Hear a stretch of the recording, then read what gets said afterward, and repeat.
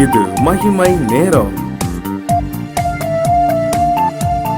பிதாவாகிய தேவனாலும் கர்த்தராகிய இயேசு கிறிஸ்துவினாலும் உங்கள் எல்லாருக்கும் கிருபையும் இரக்கமும் சமாதானமும் உண்டாவதாக. பிரசங்கி 12வது அதிகாரம் 13வது வசனம். காரியத்தின் கடைத்தொகையை கேட்போமாக, தேவனுக்கு பயந்து அவர் கற்பனைகளை கைக்கொள், எல்லா மனுஷர் மேலும் விழுந்த கடமை இதுவே. இந்த உலகத்திலே நாம் பிரயாசப்படுகிறோம், பணத்திற்காக, வாழ்க்கைக்காக, ஏதோ ஒரு நோக்கத்தை அடைவதற்காக. இன்றைக்கு நாம் தியானிக்க போகிறது, இந்த உலகத்திலே அதிகமாக பிரயாசப்பட்டேன் என்று சொன்ன 2 பேர். வேதத்திலே 2 பேர் அப்படி சொல்லியிருக்கிறார்கள். அவர்கள் எல்லாரிலும் நான் அதிகமாக பிரயாசப்பட்டேன் என்று சொல்லி. நீங்கள் அதை யோசித்துக் கொள்ளுங்கள், யாரெல்லாம் அது என்று கண்டுபிடித்து பாருங்கள். அவர்களை கண்டுபிடிப்பதற்கு முன்பாக நான் ஒரு கதையை உங்களுக்கு சொல்லுகிறேன். ஒரு பெற்றோர், அவர்களுக்கு 3 பிள்ளைகள், அவ்வளவு செழிப்பானவர்கள் கிடையாதவர்கள். இருந்த வறுமை நடுவிலே பிள்ளைகளை நன்றாக வளர்த்தார்கள், படிக்க வைத்தார்கள். அவர்களுக்கு இருந்த கொஞ்சம் சொத்தை, ஊரிலே இருந்த கொஞ்சம் நிலங்களை விற்று ஒரு பட்டணத்திலே ஒரு நல்ல வீடு வைத்தார்கள். வைத்து அந்த வீட்டிலே இருந்து பிள்ளைகளை படிக்க வைத்து, பிள்ளைகள் எல்லாரும் நல்ல கல்வியை பெற்று உயர்ந்த வேலைகளை பெற்று வெளிநாடுகளிலே இருக்கிறார்கள். அந்த பிள்ளைகளுக்கு அவர்கள் கட்டின அந்த வீடு இப்பொழுது அவசியம் இல்லை. 3 பிள்ளைகளுக்கும் வெளிநாடுகளிலே நல்ல வீடுகள், நல்ல உத்தியோகம், நல்ல வருமானம். அந்த தாய் தன்னுடைய கடந்த காலத்தை பற்றி அவர்கள் சொல்லும் பொழுது, இந்த வீட்டை நான் கட்டுவதற்காக அவ்வளவு பிரயாசப்பட்டேன், என்னுடைய சம்பாத்தியம், என்னுடைய கணவருடைய சம்பாத்தியம் எல்லாம் இந்த வீட்டை இப்படி கட்டி முடிப்பதற்கே செலவழிந்து போயிற்று. கஷ்டப்பட்டு பிள்ளைகளை நாங்கள் படிக்க வைத்தோம். அந்த நாட்களிலே நாங்கள் நெருக்கப்பட்டோம். வாழ்க்கையின் எல்லா சந்தோஷங்களையும் அனுபவிக்க கூடாதபடிக்கு என் பிள்ளைகளை வறுமையினூடாகத்தான் நான் வழி நடத்தி வந்தேன். இந்த வீடு அவசியம் இல்லையா இருந்தது, கஷ்டப்பட்டு இது கட்டியிருக்க வேண்டாமா இருந்தது, எங்களுக்கு இருந்த வீட்டிலே நாங்கள் வாழ்ந்திருந்தால் போதுமாக இருந்தது என்று சொல்லி. இந்த சம்பவத்தை நான் எதற்காக சொல்லுகிறேன் என்றால், பிரசங்கிலே ஒரு வசனம் உண்டு, அவன் காற்றுக்காக பிரயாசப்பட்டதினால் பிரயோஜனம் என்ன? பிரயாசப்படுகிறோம் நம்முடைய வாழ்க்கையிலே, அதிகமாக கடினமாக நாம் உழைக்கிறோம். பிரசங்கி சொல்லும் பொழுது அதை சொல்லுகிறார், தனக்கு அதிக கஷ்டப்பட்டு உழைப்பதினால் பிரயோஜனம் என்ன? எனக்கு பின் வருகிறவனுக்கு நான் அதை வைத்து விட்டு போக வேண்டுமே. அவன் புத்தியாய் இருப்பானோ, புத்தியாய் அதை செலவழிப்பானோ, யார் அறிவார் என்று சொல்லி.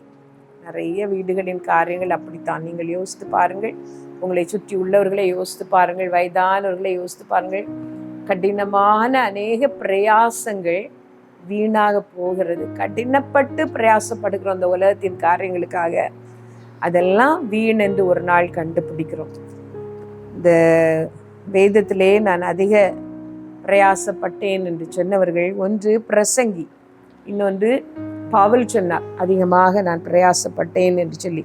பிரசங்கிலே நான் பார்க்கும் பொழுது எனக்கு ஒரு ஞானம் இருந்தது. இதோ நான் பெரியவனாய் இருந்து எனக்கு முன் எருசலேமில் இருந்த எல்லாரை பார்க்கிலும் ஞானம் அடைந்து தேறினேன். என் மனம் மிகுந்த ஞானத்தையும் அறிவையும் கண்டறிந்தது. ஞானம் எனக்கு இருந்தது.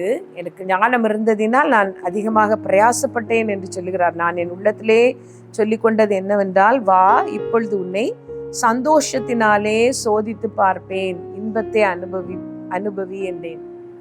பிரசங்கி எல்லா சந்தோஷத்தையும் சோதித்து பார்த்தேன் என்று வேதத்திலே சொல்லுகிறார். இன்பங்களினால் நான் சந்தோஷப்படலாம் என்று சொல்லி, வானத்தின் கீழ் இருக்கிற எல்லா இன்பங்களையும் அனுபவிக்க நான் ஒப்பு கொடுத்தேன். வீட்டிலே வேலைக்காரர் பிறந்தார்கள், சங்கீதக்காரிகளை நான் வைத்திருந்தேன், தோட்டங்களை வெட்டினேன், பெரிய துறவுகளை நான் வைத்திருந்தேன், கனி விருட்சங்களை நான் நட்டினேன். எல்லாவற்றையும் செய்தும் என்னுடைய மனம் சந்தோஷத்தை அனுபவிக்கவில்லை. எல்லாரை பார்க்கிலும் புத்தியோடும் யுக்தியோடும் நான் பிரயாசப்பட்டு வேகமாக நான் எல்லாவற்றையும் சம்பாதித்து பார்த்தேன்.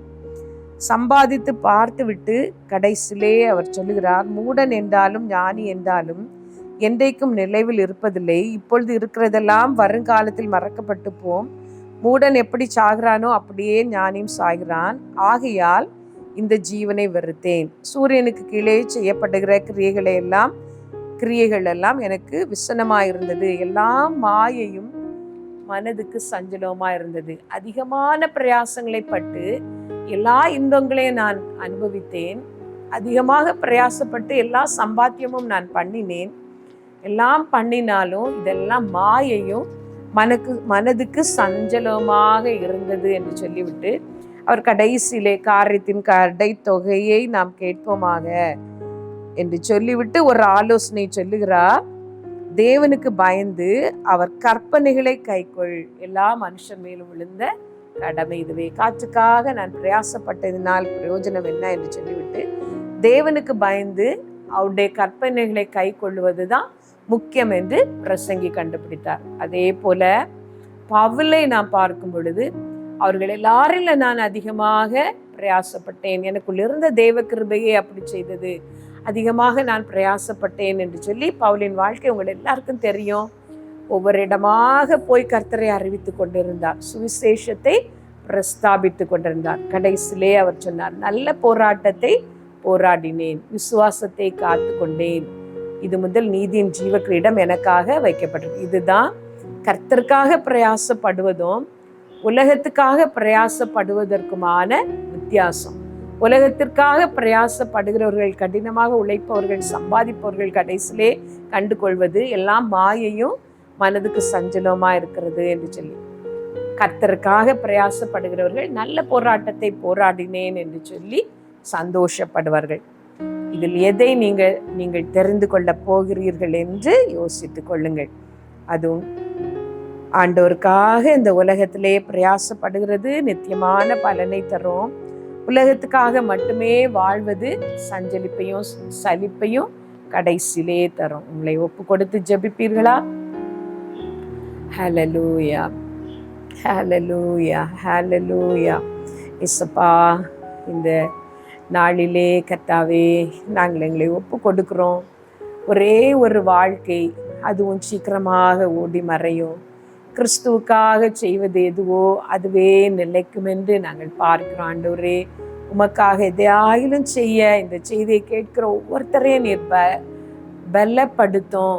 அவர்களுக்கு ஒரு வழி நடத்துதலே நீர் கொடும். ஆண்டவரே, உலகத்துக்காகவே வாழ்கிறவர்கள், உலகத்துக்காகவே பிரயாசப்படுகிறவர்கள் மனம் திரும்பும்படியான கிரியையை அவர்களிலே நீர் ஆரம்பிக்க நான் ஜெபிக்கிறேன். ஆண்டவரே கர்த்தாவே, உம்மை தேடுகிறவர்களை நீர் கைவிடுகிறதில்லை, உம்மை நம்புகிறவர்களை, உம்மை நேசிக்கிறவர்களை நீர் அறிந்திருக்கிறீர். ஆண்டவரே, உம்முடைய பிள்ளைகளை ஆசீர்வதிப்பது எப்படி என்று உமக்கு தெரியும். கர்த்தாவே, ஒவ்வொருத்தரும் உமக்குரிய வழிகளை, நீர் விரும்புகிற பாதைகளை தெரிந்து கொள்ள அவர்களுக்கு ஒரு இரக்கம் காட்ட நான் ஜெபிக்கிறேன். இந்த நாளிலே இயேசுப்பா, நாங்கள் இந்த மகிமை டிவிக்காக நாங்கள் எல்லாரும் இணைந்து ஜெபிக்கிறோம். நாங்கள் எல்லாரும் இதனால் ஆசீர்வதிக்கப்படுகிறோம். ஆண்டவரே, இதிலே பிரசங்கம் பண்ணுகிறவர்களும் சரி, பாடல்களை பாடுகிறவர்களும் சரி, கர்த்தாவே இந்த வார்த்தைகளை பாடல்களை கேட்கிறவர்களும் சரி, எல்லாரும் ஒருமிக்க ஆசீர்வதிக்கப்படுகிற இந்த நல்ல தொலைக்காட்சிக்காக நாங்கள் ஸ்தோத்திரிக்கிறோம். உங்கள் அபிஷேகம் இதில் இறங்கட்டும். ஆண்டவரே,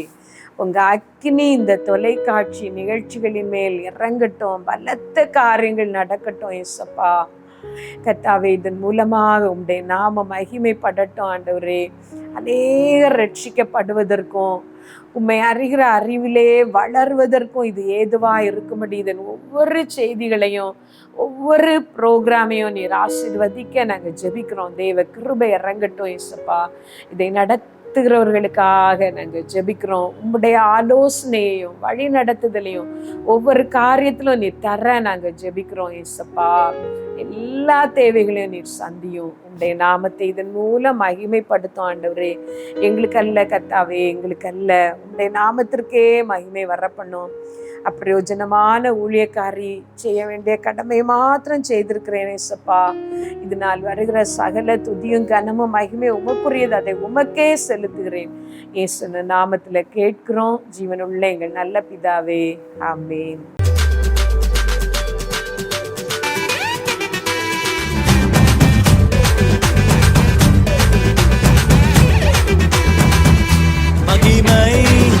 மகிமை